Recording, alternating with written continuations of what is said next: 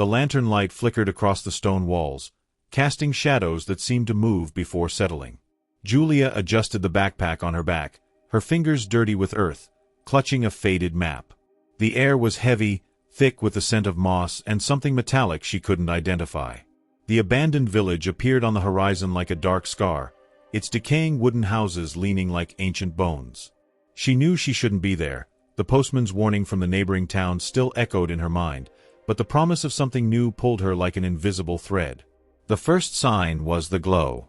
It wasn't the moon, nor a lantern. Something on the ground, nestled amongst the twisted roots of a dead willow, pulsed at irregular intervals, as if breathing.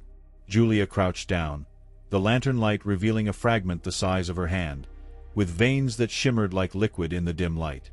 When she touched it, a warmth spread through her skin, and for a moment, she heard voices, whispers in an unknown tongue, though her body seemed to understand them.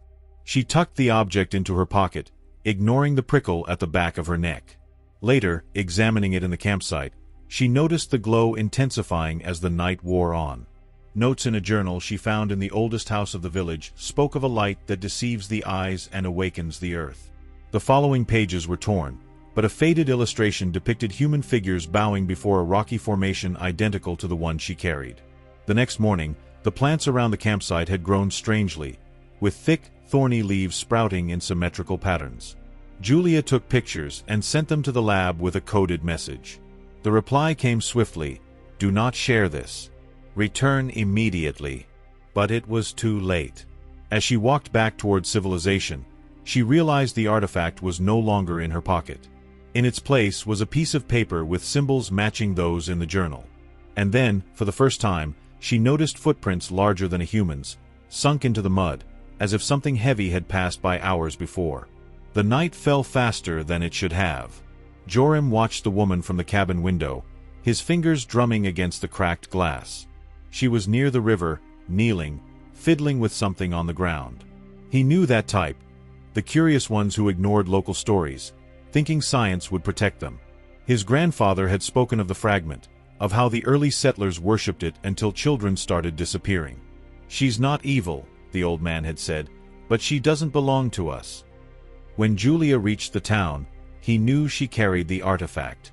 The townsfolk avoided looking directly at her bag, as if the object could sense their fear. Joram approached her in the market, offering help with an outdated map. They talked about geology, about the weather, until he mentioned the abandoned village. Her eyes narrowed. "You shouldn't have gone there," he said softly. "The stone, it shows things. Things you desire, things you fear." And then... He didn't finish. A group of men in black appeared in the square, their eyes scanning the crowd. Julia grabbed his arm, pulling him into an alley. "Who are they?" "They aren't from here," Joram replied, noticing the bulge in her bag. "They're looking for the same thing you found."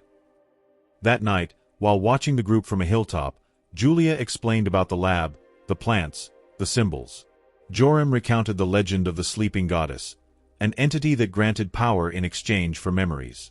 The closer they got to the surface, the more the world distorted. "She doesn't stop," he said, pointing to the fragment now hidden in a cloth sack. "They tried to bury it, burn it, but it always returns." Julia opened the sack. The artifact glowed blue, and for a moment, Joram saw his own aged face, marked by scars that didn't exist. The black-clad men surrounded the cabin at dawn. Julia and Joram fled through the underground tunnels used by the villagers during wars, the fragment pulsing like a racing heart. In a hidden chamber, they found more fragments and a skeleton wearing ancient armor, its skeletal hands still clutching a leather book. The pages described a ritual to awaken the artifact, demanding blood and silence. Julia read aloud, hesitant, and the air grew heavy, as if time had stopped. Joram pulled her back as the fragment floated, its veins transforming into rivers of light.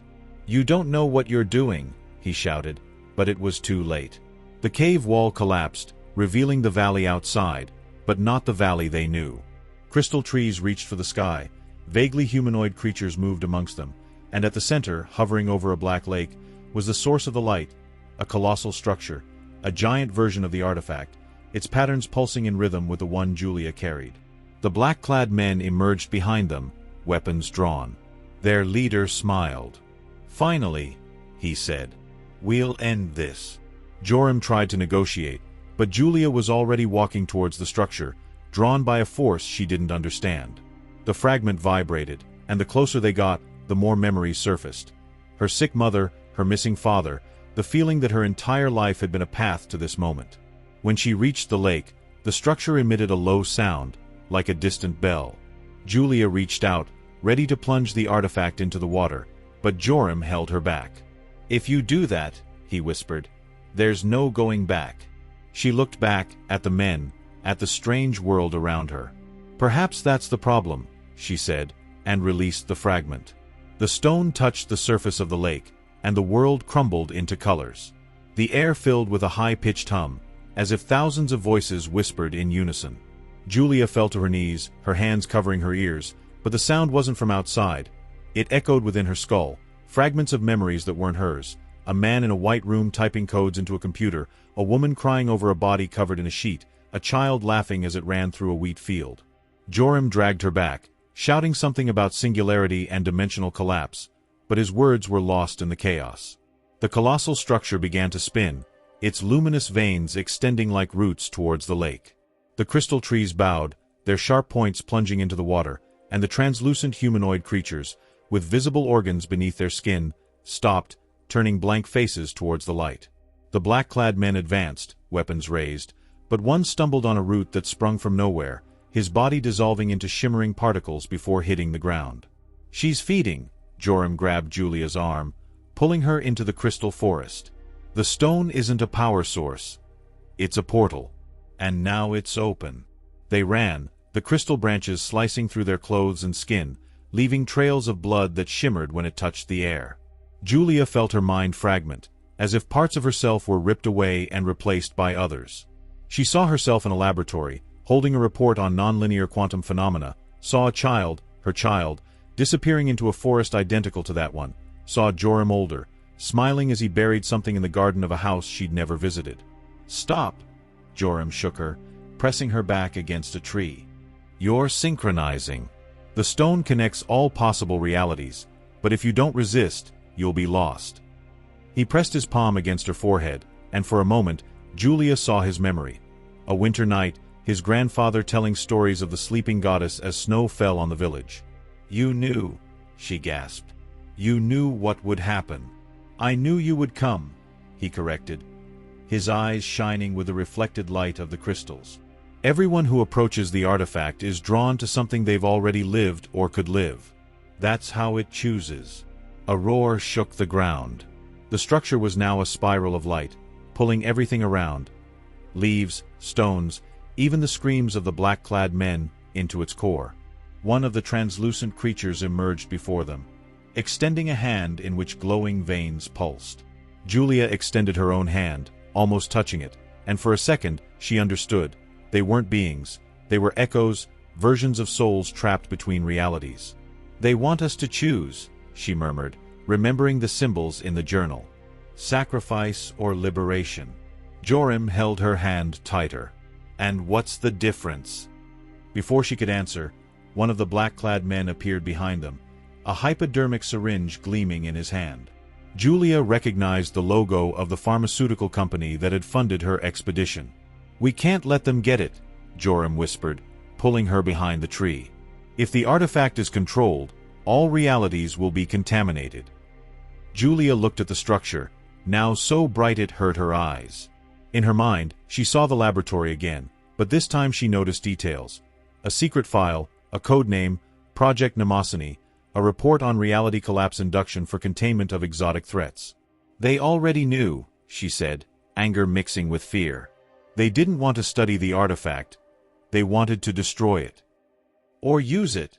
Joram pointed to the man who was now closer. "They don't understand. The artifact can't be controlled. It can only be balanced." The light of the fragment intensified, as if it had heard Julia's words. The world around them began to crumble into fragments of parallel realities, and for a moment she saw thousands of versions of herself, one running through the forest, another crying over a body, another laughing with Joram in a garden that never existed. The feeling of belonging and loss mingled in her mind, making it hard to discern what was real and what was just an echo of possibilities. Joram pulled Julia away from the structure, his steps quick and determined. "We need to close the portal before it's too late," he shouted above the constant hum. But it was too late. The structure was expanding, its luminous veins stretching to the horizon's edge, absorbing everything in its path. The translucent creatures began to dissolve, their forms fading into particles of light, while the black-clad men struggled against the void that pulled them inside. Julia looked at the artifact in her hands, feeling the weight of all the choices that had led her there. She didn't know if it was the key to liberation or destruction. With a sigh, she closed her eyes and, with a swift movement, threw it into the black lake. The world exploded in a wave of pure energy, and everything, the forest, the creatures, the black-clad men, reality itself, was swallowed by the brilliance. When her eyes opened again, she was alone, lying on the cold earth, the clear sky above her, as if nothing had happened. But deep down, something within her knew that nothing would ever be the same again.